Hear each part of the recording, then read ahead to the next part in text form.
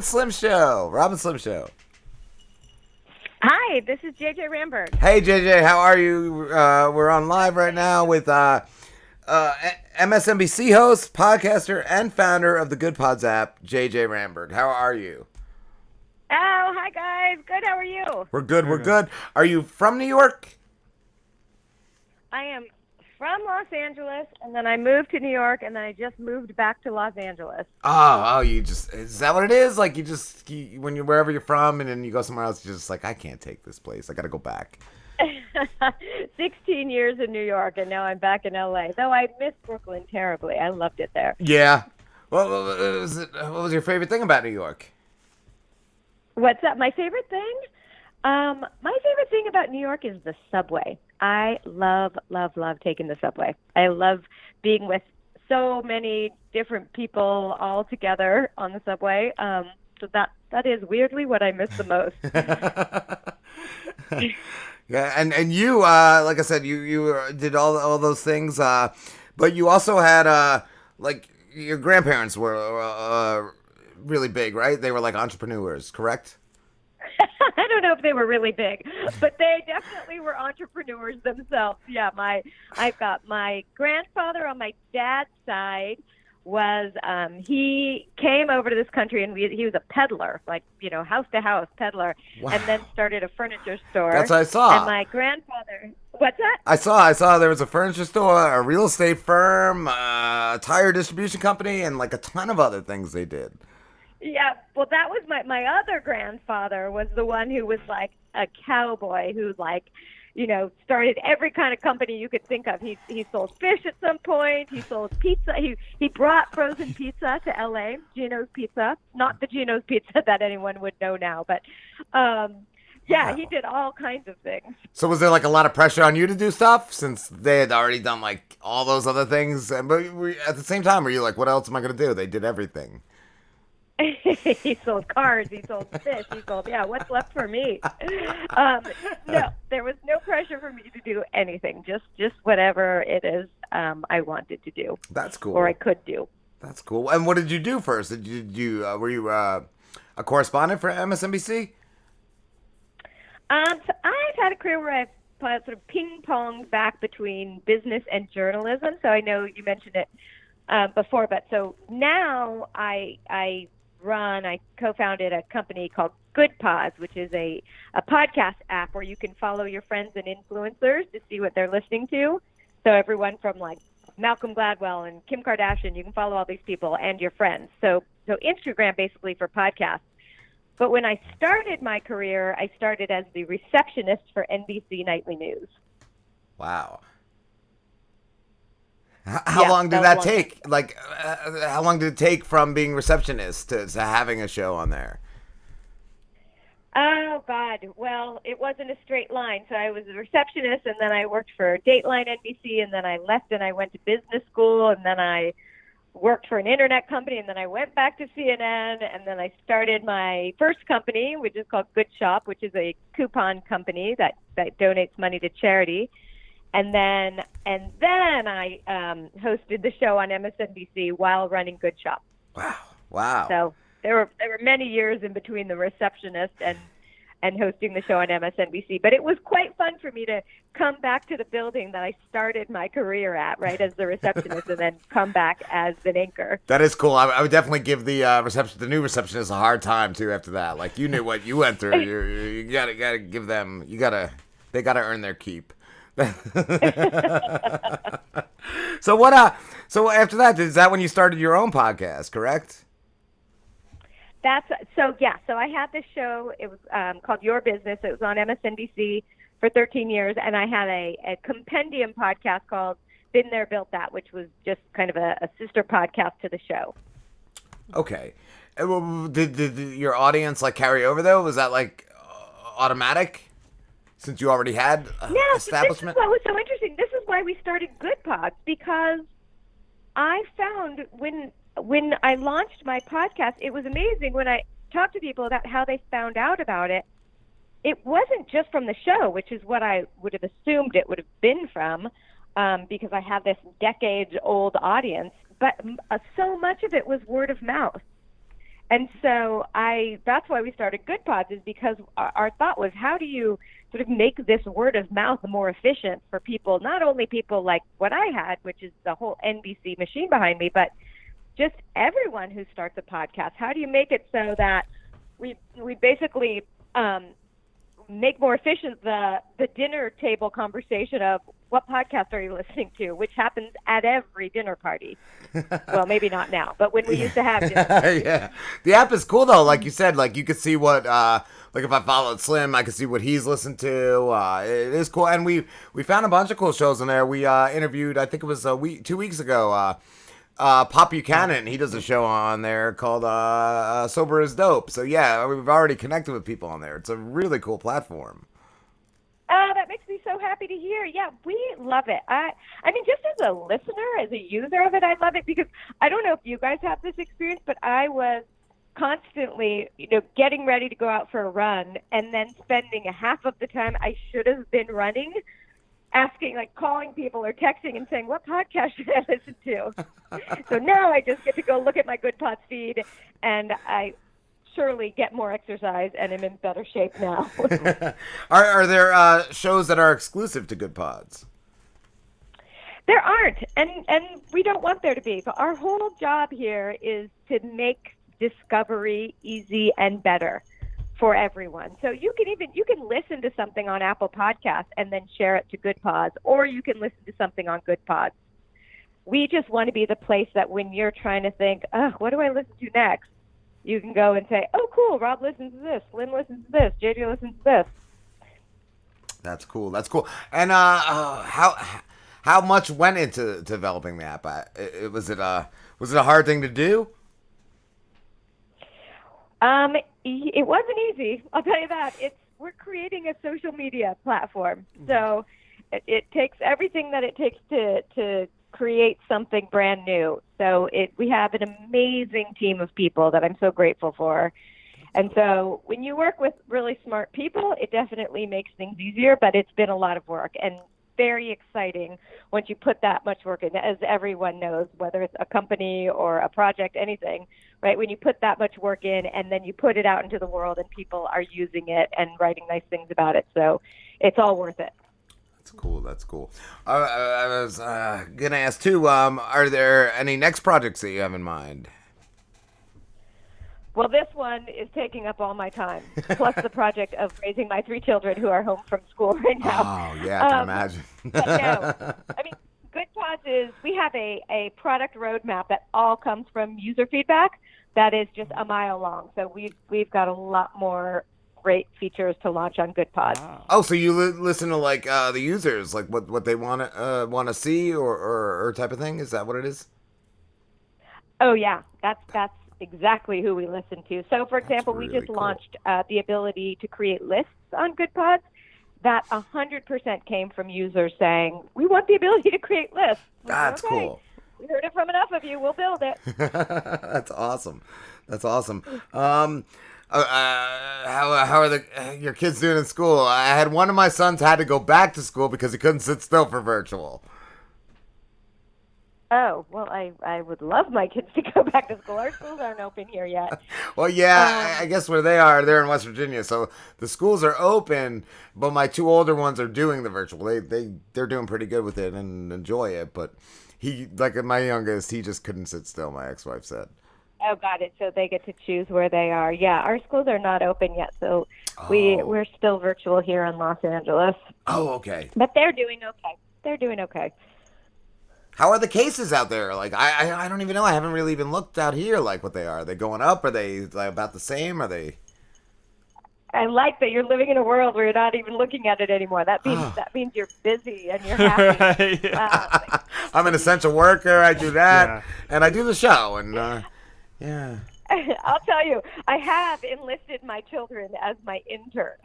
So during quarantine, right, in March, right after we launched Goodpods, right, after quarantine started. And so, and the first week I said, or maybe the second week, I said to my kids, all right, guys, I have a really fun project for you. Coding. Why don't you all work together and create a commercial for Goodpods? So here's the thing. You just have to explain to people how fun would it be if you could follow your friends and influencers and see what podcasts and episodes they're listening to. That's your whole assignment. So then I got free work out of my kids and a couple of other kids who were quarantining with us. Oh, that's great. Because my one son, William, I'm like, can you do this? You know, can I videotape you saying this? And he's like, can I have $5? He's like, give me some money.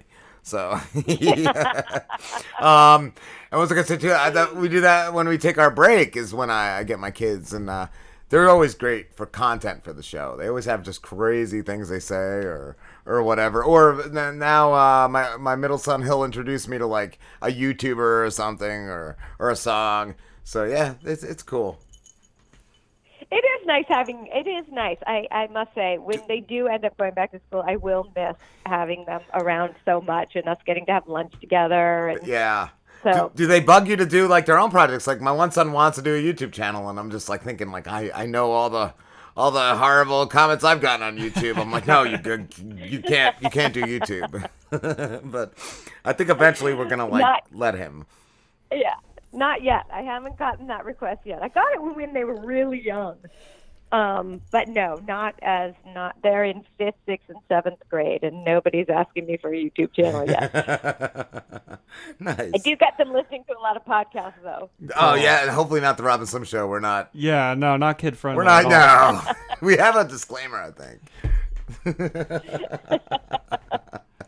Not the Robin Slim Show. Yeah, no.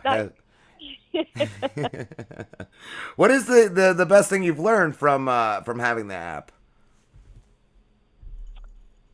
Oh, that's interesting. The best thing I've learned, huh? I mean, we're learning stuff every day about how people use it. But one thing I think one thing I love about it is the democratizing of getting the word out for podcasts. And so, podcast is like any other media thing where the people who have connections or who have buckets of marketing dollars are often the ones that make it to top 10 lists, right? And so what I've learned is on Goodpods, because it's just going from friend to friend to friend, and it really all depends on word of mouth, it literally just takes one person listening to something for something to start spreading. And so we have podcasts that I would say are aren't listened to very many other places go viral on Goodpods. I mean, we had one actually in the beginning of the quarantine. I think it was called the show was called something like You've Got to Calm Down. And the episode was literally just white noise. It was just 5 minutes of white noise. And that spread, like wildfire through the whole community. It was really interesting to watch, right? Sorry, go ahead. I just said that's amazing. Yeah, it was cool because, the top shows on other apps are often just the usual suspects that you expect to see, and they're in the top 10 every single week. Yeah. And so we're really interested in, there are all these amazing voices and points of view and funny podcasts and interesting ones that just people don't know about because they're just not making it to those lists. That's cool. And I saw you have Kim Kardashian that does she have an account on there? Well, that was a little bit nuts for us. Kim Kardashian does. A lot of neat influencers do. Malcolm Gladwell, Gwyneth Paltrow, a bunch of others. Wow. Michael Rappaport.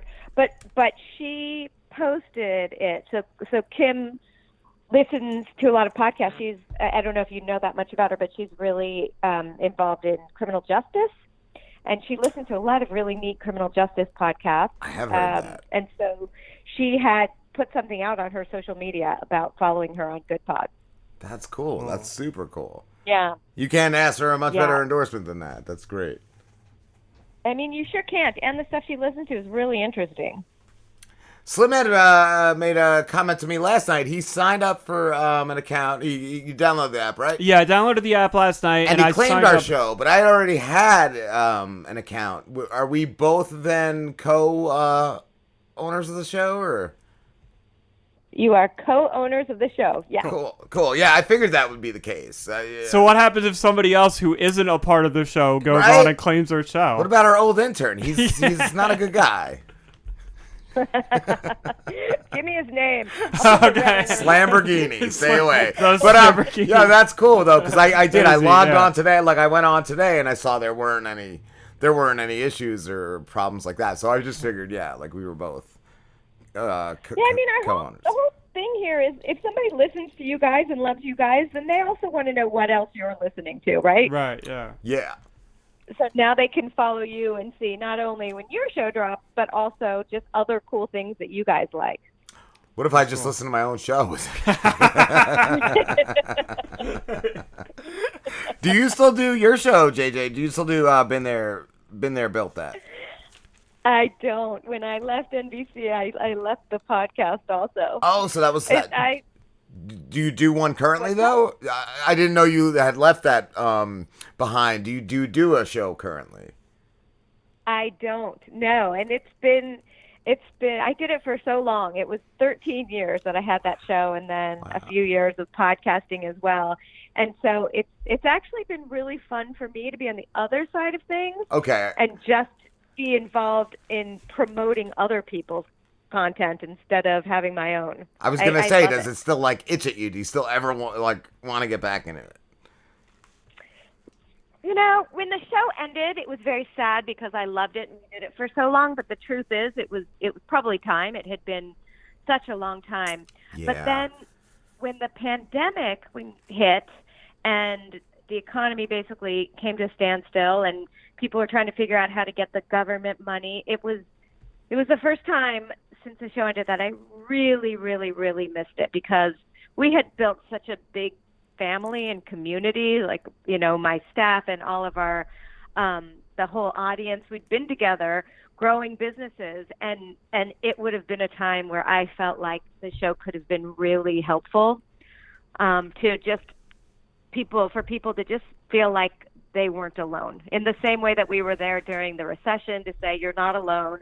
Everyone's going through a hard time. Let's try and figure this out together. So I did miss it quite a bit during that period. And, you know, unfortunately, it's not over for anyone. Yeah, no, but hopefully, I don't know. I'm hearing years. I'm hearing it could be 3 to 5 years.